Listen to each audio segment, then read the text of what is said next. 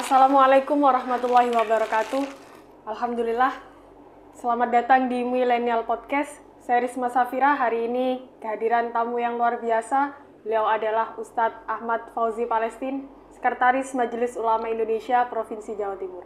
Assalamualaikum Ustadz. Waalaikumsalam warahmatullahi wabarakatuh. Neng Safira. Alhamdulillah sehat Neng. Oke. Di kesempatan kali ini kita akan mengulas lebih jauh tentang bulan Safar, Ustadz. Ya, sebenarnya ada apa sih di bulan Safar ini, Ustadz? Jadi nama bulan itu sesuai dengan timingnya ya.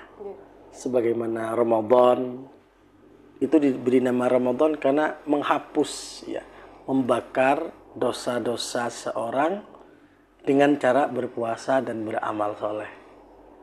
Syawal bangkit itu. Setelah 1 bulan berpuasa, Syawal lebih bangkit, lebih semangat ketaatannya kepada Allah.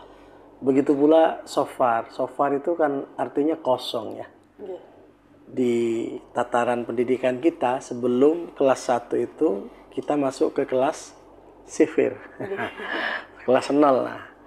Yang menjadi pertanyaan, kenapa ini disebut dengan bulan Safar? Jauh-jauh hari Al-Imam Ibnu Katsir itu menyebutkan bahwa disebut bulan Safar li khuluwi buyutihim minhum hina yakhrujuna lil qitali wal asfar. Karena rumah-rumah orang Arab pada waktu itu sepi, ditinggal. Ditinggal kemana? Ya kadang ditinggal untuk berperang, kadang ditinggal untuk berpergian. Oleh karenanya bulan Safar ini karena momentum di mana orang Arab meninggalkan rumah-rumahnya, disebutlah bulan ini sebagai bulan Safar gitu. Oke, kemudian ibadah yang dianjurkan dalam bulan ini apa saja, Ustaz? Sebenarnya gak ada keistimewaan khusus ya. Tetapi sebagian orang di bulan Safar ini dikaitkan dengan asumsi-asumsi yang tidak baik, seperti menikah di bulan Safar, itu tidak diperkenankan dan lain sebagainya. Saya kira inilah yang perlu kita kaji bersama, perlu kita sadari bersama bahwa memang takhsisul ayyam dalam agama kita menentukan hari-hari yang kemudian kita klaim hari itu adalah hari sial, itu ghairu sahihin kata para ulama. Itu tidak benar. Ya, yang benar itu adalah semua hari itu adalah baik ya, termasuk bulan Safar itu ternyata bulan di mana Rasulullah Shallallahu alaihi wasallam menikah dengan Sayyidah Khadijah radhiyallahu anha. Di mana Rasulullah Shallallahu alaihi wasallam menikahkan putrinya Sayyidah Fatimah Az-Zahra dengan Sayyidina Ali karramallahu wajha. Maka jomblo-jomblo itu yang belum menikah ya bisa niru Sayyidina Ali, niru Kanjeng Nabi Muhammad sallallahu alaihi wasallam. Begitu kira-kira nih. Para jomblo nih menikah di bulan Safar diperbolehkan. Asal dengan satu syarat, Ustaz. Ada calonnya. Ada calonnya. Ya. Nah, itu.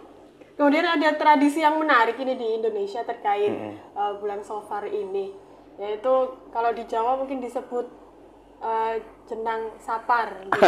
Kalau di Madura tajin merah, nah, itu ya. Itu maknanya apa, Ustaz? Ini sebenarnya berislam itu luar biasa kalau kita mempelajari berislam secara baik dan benar. Artinya berislam secara baik dan benar itu tidak menyiksa psikologis kita, tidak menyiksa perasaan kita, bahkan kita mendesain kebaikan itu dengan kreativitas yang membuat kita enak melakukannya. Di antaranya adalah bubur Safar atau tajin merah. Itu kan kreativitas nih. Kreativitas orang bersedekah dengan cara yang menarik. Sehingga secara turun-temurun nenek moyangnya, kakek-kakeknya berwasiat kepada anak-anaknya, nanti kalau saya meninggal, pas di bulan Safar, jangan pernah tinggalkan untuk membuat bubur sofar atau tacin mira. Nah, itu saya kira kreativitas kebaikan yang perlu dilestarikan. Nah, kreativitas kebaikan yang perlu kita lestarikan, perlu kita rawat secara baik-baik, itu tidak bertentangan dengan agama kita. Oh, gimana di zaman Nabi ada nggak bubur mirah misalnya? Kalau kita pakai kaidah umum, tarkus syai'ih la yadulluh ala man'ihi. Walaupun zaman Nabi nggak pernah buat bubur ya. Dulu makannya Nabi dengan kurma yang persis kayak sekarang bubur safar atau tacin mirah. Bukan berarti itu dilarang oleh Nabi Muhammad SAW. Apalagi substansinya adalah berbagi. Substansinya adalah sedekah. Kalau saya justru memberikan apresiasi kepada masyarakat, kepada warga yang ada di pelosok-pelosok desa. Mereka punya kecerdasan yang luar biasa untuk bersedekah dengan cara yang menarik, gitu. Oke. Kemudian kalau kembali ke tadi bahwa bulan Safar ini identik dengan bulan sial, mitosnya kan seperti itu. Nah itu bagaimana kita sebagai umat Muslim dalam menjalani hidup sehari-hari, begitu Ustaz? Jadi memang keyakinan tetap harus tertuju kepada Allah Subhanahu wa taala ya. Mungkin ada pandangan yang berbeda, tetapi kalau mengacu kepada Ibnul Mubarak, beliau menyampaikan bahwa ketika syaghalahul mu'min bi ta'atillah fahuwa zamanun mubarak. Seorang mukmin yang disibukkan dalam kesehariannya dengan ketaatan kepada Allah Subhanahu wa taala, maka di situ dia berada pada situasi yang diberkahi oleh Allah. Begitupun sebaliknya ketika syaghalahul abdu bimaksiatillah, bahasanya begitu. Ketika manusia itu disibukkan dengan hal-hal yang dilarang oleh Allah, maka di situ sebenarnya kata Ibnu Mubarak dalam kesialan. Artinya parameter sial dan tidak itu dari ketaatan kita kepada Allah. Kalau dalam ketaatan, ya berarti kita dalam keberkahan. Tetapi ketika naudzubillah min dalik dalam ketaatan, maka di situ sebenarnya kesialan. Itu satu versi yang mungkin ada pandangan-pandangan yang lain, tetapi kita harus punya keyakinan yang kuat, husnudzon yang kuat kepada Allah, karena Nabi itu tidak melakukan hal-hal yang membuat kita punya asumsi bahwa bulan Safar ini bulan yang penuh dengan kesialan. Buktinya seperti tadi, Nabi menikahi istrinya Sayyidah Khadijah radhiyallahu anha, kemudian menikahkan putrinya Sayyidah Fatimah Az-Zahra itu di bulan Safar. Jadi alasan ini apa ini? Buktinya Nabi kok begitu. Nah, jadi tergantung pada diri kita masing-masing. Kita mengisi di hari-hari itu dengan sesuatu yang bermanfaat, positif atau tidak, begitu ya Ustaz? Betul ya. Jadi kita diri ini sebenarnya tidak hanya terpaku kepada satu bulan ini saja.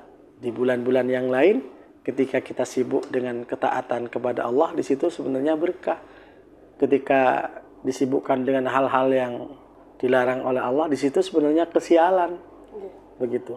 Kalau sejarah-sejarah pada zaman Nabi mungkin yang terjadi pada bulan Safar itu apa mungkin Ustaz? Ya selain ya perang juga pernah terjadi di bulan Safar. Hijratun Nabi itu pernah juga dilakukan di bulan Safar juga. Nah, itu saya kira sejarah-sejarah lampau yang memang bahwa bulan Safar ini tidak bisa kita asumsikan seperti yang disampaikan oleh banyak orang. Malahan saya kagum dengan kecerdasan kiai-kiai kita ya, ulama-ulama kita terdahulu, bahwa di bulan Safar dijadikan momentum untuk berbagi, untuk bersedekah dengan kreativitas yang sangat tinggi. Nah, itu kan.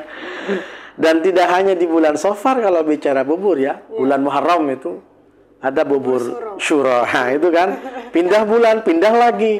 Nah, itulah saya kira kreativitas tingkat tinggi ya orang-orang terdahulu, dan itu perlu kita rawat. Apalagi kalau di Madura ya. Walaupun kita tidak menafikan tradisi-tradisi di tempat yang lain ya.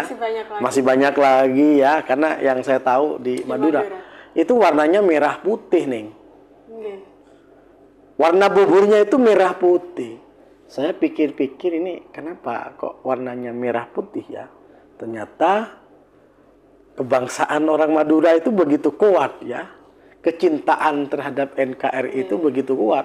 Coba kalau jenengan lewat di Suramadu, di sisi kanan ya, itu pasti kalau dari selatan ya, ada baju-baju, kaos-kaos yang warnanya lorek-lorek merah putih. Nah, jadi bubur pun juga merah putih. Itu saya kira rasa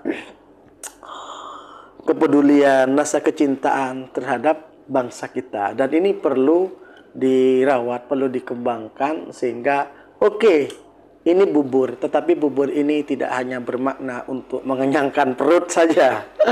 Bubur ini tidak hanya bermakna ini adalah sedekah. Tidak hanya itu, tetapi bubur ini juga punya makna menguatkan rasa kecintaan kita, rasa di mana kita benar-benar memiliki terhadap bangsa dan negara Republik Indonesia ini. Keren kan? Filosofinya sangat dalam. Sangat dalam, ya sangat dalam. Makanya kita bersyukur ya, di pelosok-pelosok itu ada kreativitas dan itu nyaman ya. Kalau perlu pemerintah daerah mengangkat kekayaan itu, kekayaan kreativitas itu. Misalnya ada semacam parade bubur ya gitu kan. Kalau di Surabaya dulu kan ada rujak gitu ya. Bubur, parade rujak. Ini bubur misalnya, ada bubur macam-macam dipadukan. Nah, ini bagian dari kreativitas bersedekah ya. Dan secara Islam ya sudah jelas lah namanya kreativitas bersedekah, kreativitas berbagi yang membuat orang yang mengerjakan itu juga seneng kan. Buat bubur itu tidak gampang juga. Masih ada nyiurnya ya, kelapa ya. Kemudian ada apa lagi? Ya macam-macam lah, prosesnya lama.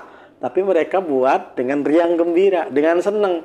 Dibagi-bagikan juga kepada tetangga kanan kirinya. Dia buat bubur, sak keluarga berbondong-bondong gelontorin duit. Itu bukan untuk perutnya, bukan untuk dirinya sendiri, bukan untuk dimakan. Dia buat bubur semata-mata untuk disedekahkan dengan sesama, dengan saudara-saudara kita. Nah, inilah saya kira luar biasa kecerdasan sosial yang dimiliki oleh tradisi kita, dan ini perlu kita rawat, perlu kita jaga bareng-bareng. Ini adalah kekayaan kita, ini adalah kreativitas kita, dan mohon maaf tidak hanya bernilai makanan yang buat orang kenyang, tidak, ada banyak hal, ada banyak sisi yang sebenarnya bisa kita ambil dari kreativitas itu sendiri. Betul. Terakhir Ustadz, ada pesan-pesan mungkin untuk masyarakat terkait menjalani kehidupan sehari-hari di bulan Safar ini.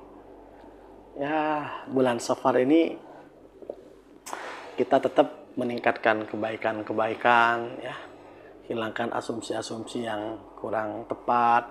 Lalu yang paling penting, karena Safar ini identik dengan bubur, kita rawat tradisi itu bareng-bareng. Walaupun demikian, tidak menafikan tradisi-tradisi yang lain ya. Parameter tradisi itu baik dan tidak kalau di dalamnya tidak ada hal-hal yang negatif, tidak ada hal-hal yang bertentangan dengan syariat Islam, maka kreativitas itu bisa kita lanjutkan, bisa kita rawat.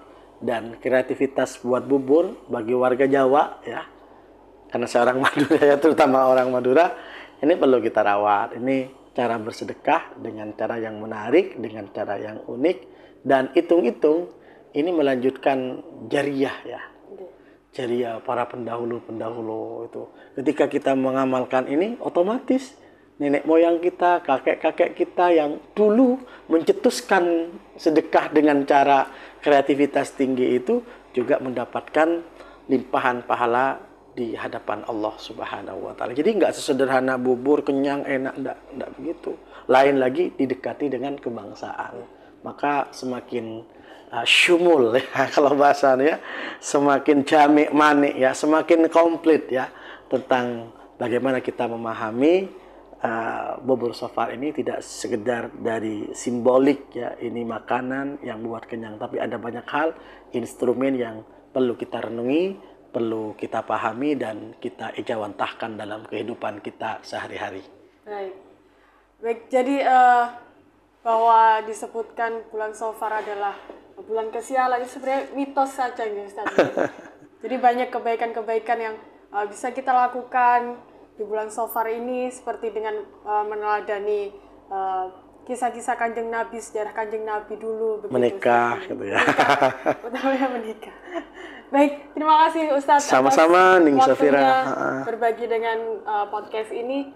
Semoga bisa bermanfaat bagi para pemirsa sekalian. Demikian dari kami, mohon maaf jika ada kesalahan. Wallahul muwaffiq ila aqwamit thoriq. Wassalamualaikum warahmatullahi wabarakatuh. Waalaikumsalam warahmatullahi wabarakatuh.